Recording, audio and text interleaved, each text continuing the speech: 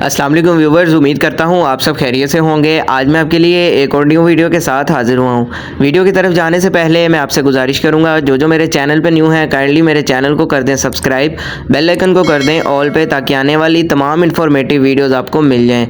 आज हम जिस बारे में बात करेंगे वो है साल्बो HFA इन्हेलर, जिसको बनाता है गेट्स फार्मा, एक बहुत ही अच्छा मल्टीनेशनल फार्मा है। अगर हम इसकी कंपोजिशन की बात करें तो इसके अंदर मौजूद है साल्ब्यूटामोल, जिसको इस्तेमाल करवाया जाता है एज आ ब्रोंकोडाइलेटर के तौर पर, यानी जिन मरीज़ों को सांस वगैरह के हवाले से किसी किस्म का मसला होता है उनमें इसका इस्तेमाल करवाया जाता है।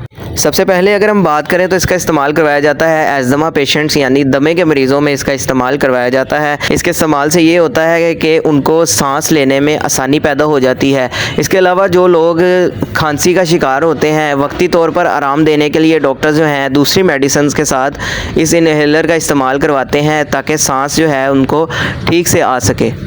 इसके अलावा किसी के फेफड़ों में किसी वजह से सोजिश वगैरह हो जाती है, जिसकी वजह से उनको सांस लेने में मुश्किल पेश आती है, तो उसको भी ख़त्म करने के लिए इस इन्हेलर का इस्तेमाल करवाया जाता है।